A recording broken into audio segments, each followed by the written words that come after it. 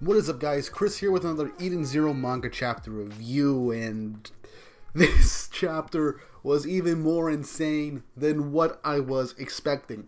Honestly, ever since we were getting to the climax of this arc, especially now, we're in like the final two main fights of this entire arc, not counting the big space battle above Planet 66. But my god, we got two really good fights in this arc, one particular being Ziggy and Nero's fight, and this shows just how strong Nero is, as well as how strong Ziggy can be, but also showing us some more stuff with Shura and Shiki's fight, setting up a more climactic battle for this arc. And you gotta wonder what's Himashima got up his sleeve now, because honestly, this arc is literally gonna be the best arc in Eden Zero if things keep getting played up like this. Everything continues to get better and better as this arc progresses, and even more reveals. We get something awesome at the end of this chapter, as well as some new information with Ziggy and Nero's fight. Even with Shura himself, we get some really interesting piece of information, which in hindsight is very obvious, and I think we've all had this thought in our heads. But my god, was this a really good chapter, and I can't wait to get into it.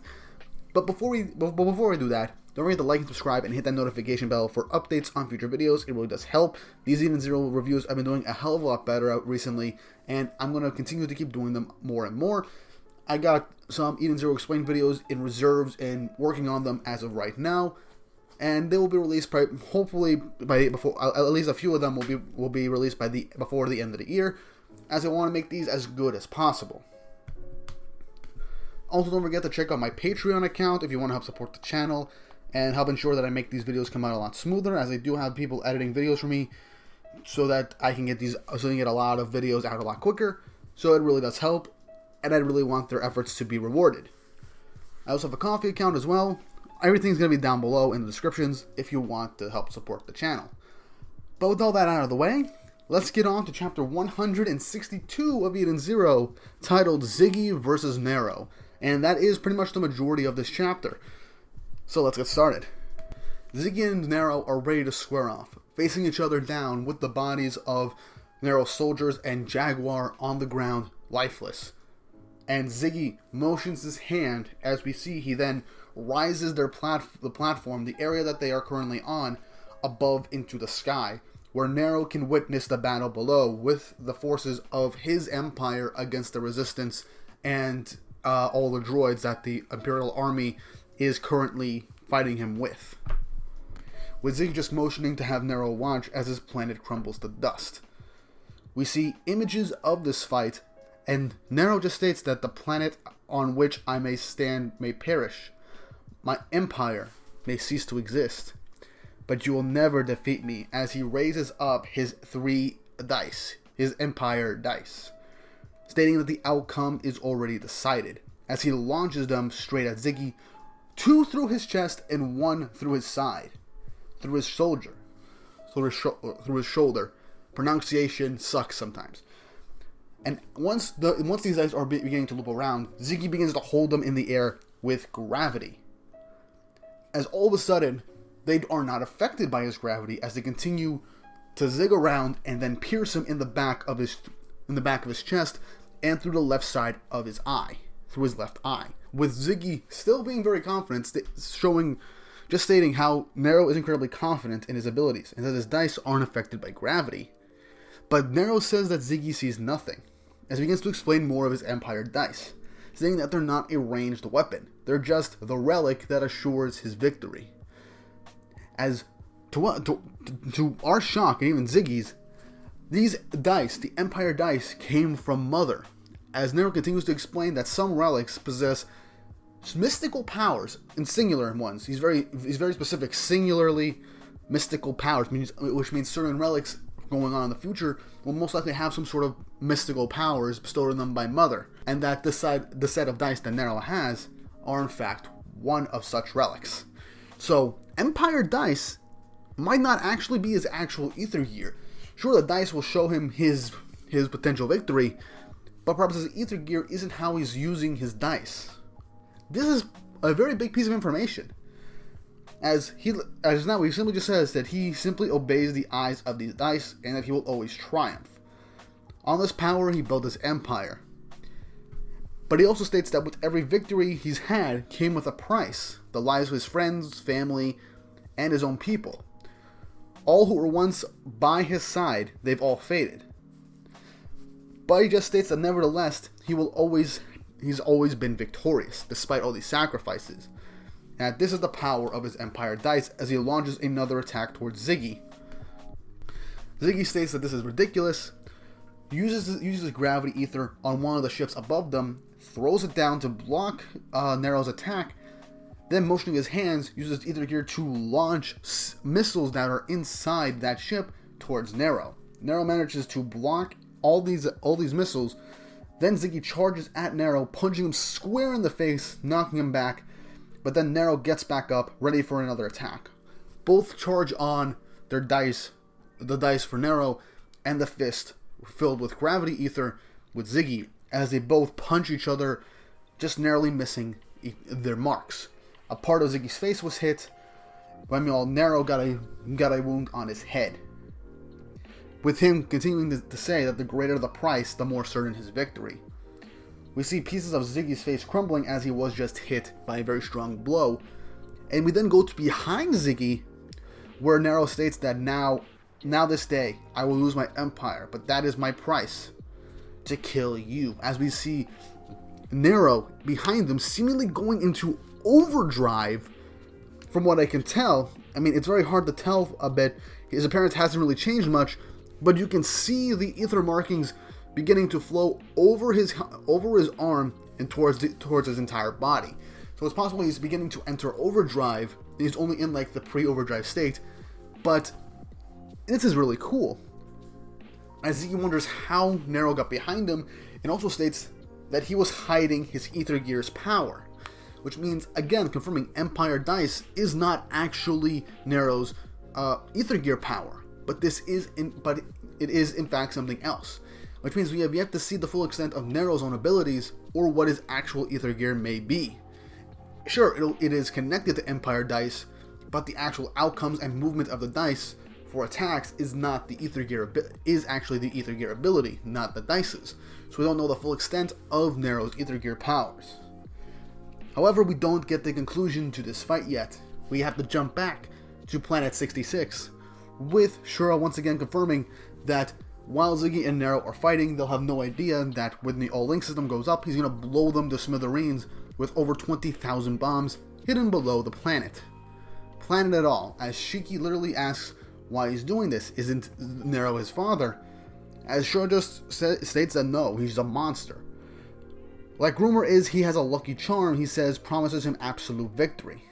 Shiki asks him why he's doing this. It's a bunch of people's lives on that planet. Stating that, basically asking what's wrong with him. He can't treat life so lightly. As he just says that life is light, aside from his own. And Shiki just says that every life carries weight. So it shows Shiki's ideals, but then Shura launches up all the pads in the room, saying that listening to you and your pretty ideals. As he launches all these pads at Shiki, Shiki dodges out of the way, but Shura goes towards him, landing a kick into Shiki, blasting him through, presumably from this angle, 3 separate layers of the building. As when Shura falls back towards the ground, with Shiki attaching himself to the wall with his ether gear, asks, "What about me?" Much to Shiki's surprise. He asks if his life carries any weight in Shiki's mind. As he once again states what he just did. He did a lot of damage to that android of his. He did a lot of damage to Witch. And he then, with a gleeful face, says that it was fun. She reacted like a real human. And that if he had time, he would have loved to make her into his pet. As he then gets a serious face again, and sinister as well, saying that that's not going to happen, as the all-link system will activate in any minute, and all the bots in Alley are going to die. As Shiki, rightfully angry and pissed, he's got angry even more. In an instant, goes into overdrive, marking this, I believe, the 4th time Shiki has willingly gone into overdrive in the series, showing his mastery of it, and launches towards Shura. And once again, I was right. He is going straight into overdrive. He's not going to play this out anymore. He's going straight into his ace right off the bat. He then goes to land a hit on Shura, which Shura then blocks with his arm, stating that Shiki can use overdrive, and that it's a very strong surprise. As we also see Shura's ether gear markings spread throughout his body, stating that he didn't know that Shiki can do this also. But if that's how it's going to be, it's just a plain old boring fight to the death, as we see Shura's overdrive form. So, here's the thing. I know a lot of people are probably going to have a complaint that we got too many overdrives in this single arc. We have Homura, Wise, Jin, Clean, and now we're getting Shura and possibly even Nero and maybe even Ziggy. That will, if the last two are end up being true, that's like 7 new overdrives in one single arc. Now, yes, this could be something known as power-up or overdrive fatigue for this series, but it's thematically relevant, especially for the Eden Zero crew, as they went through time, basically like hyperbolic time chamber-like training, so that they can fully master their ether gear powers. So, I did kind of figure that Shura did have overdrive, even though the rest of the oceans did not have overdrive. Remember, they're all very young, but Shura has had his ether gear roughly for the exact same amount, for a little longer than than Shiki. Shura's a couple years older than Shiki, and was given his ether gear by Ziggy. But I want to say something very interesting. Note his overdrive appearance. Shiki got his ether gear from Ziggy, and his overdrive form looks similar to Ziggy in a sense that it has a type of Demon King-like aesthetic. But Shura's, on the other hand, he looks more and more like Nero, showing that they're basically like family. So this could be like more of a psychological thing. I initially thought, due to the differences, I thought Shura was an adopted child of Nero, but it seems more and more likely that Shura might actually be a legitimate child to Nero, and that's why he has this shape for his overdrive, or it could just be like a type of mental image type thing, seeing himself as the next Nero, the next king of the Alley Cosmos, and his overdrive reflects that. There's still a lot we don't fully know on overdrive and why certain characters look like this, because I'm glad that Shura's overdrive does not look the exact same as Shiki or similar, because that would make it a very boring transformation, even though they have the exact same ether gear with different types of properties. So I am happy for this, and this is going to be a very intense fight. But this isn't how we end off the chapter. We go on as Shura just states that Shiki does not understand his gravity, waving his hand as we get a close-up of Shiki's face as his eye begins to bulge. And then, in a silhouette-like instance, it seems like Shiki's left eye was literally like teared out by Shura's gravity, as the final panel of this page and of the chapter is Shiki standing in pain, covering his eye as blood begins to gush as he's yelling in pain. And that ends the chapter. Whew. Now that is intense. Not only did we get the majority of the chapter being the fight between Ziggy and Nero, getting us more information on Nero's ether gear powers as well as the Empire Dice, and more world building to the fact that many relics connected to Mother can actually have special abilities, but also the fact that Ziggy is actually seemingly struggling against Nero, and the big reveal that Shura also uses overdrive and seemingly just tore out Shiki's left eye. And my god, this is going to be an insane fight, as with Shiki and Shura in their overdrive state, and Ziggy and Nero's fight literally seemingly about to enter its climax as well, this arc will probably end within the next 10 or 20, I give it 10 to 20 chapters tops for this arc before it ends. I really feel like that this arc is probably going to end right before the end of the year if we keep going like this. This is right now the longest arc in Eden Zero from my count, and I am loving every minute of it.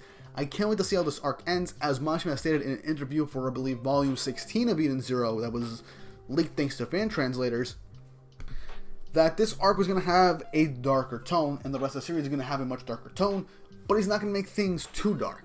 Now, this arc has had some very dark moments, with Rebecca's fight against Lyra, her time jump into the future. We have the battle with with Laguna and the Princess. We have what happened to Hermit and Sister on the Eden Zero, and especially what happened to Witch. Now, with the brutality of how Jaguar died, and how easily and anticlimactic it was, and now with this end of this chapter, Shiki basically losing an eye. Now, is he going to get his eye back? He's probably going to get like a prosthetic eye so he could see again. But imagine if for the rest of the series, Shiki has an eye patch. That would look pretty cool. But yeah, this arc is really ramping up. We're having the two main core fights of this series for this arc, seemingly entering into their climaxes. Next chapter, I have no idea what's going to happen, but I think like to help. But I feel like we're going to end up going with Rebecca going to the all-link system with Happy and Pino. As remember, Shura says that they only have minutes left. So, I feel like the all-link system is definitely going to get stopped, no questions asked. But what's going to happen with Shura's battle with Shiki and Nero's battle with Ziggy? That's all up in the air. I kind of see Ziggy winning and Shiki winning in the end. But it would be a pretty good climax if both Shiki and Ziggy won their matchups.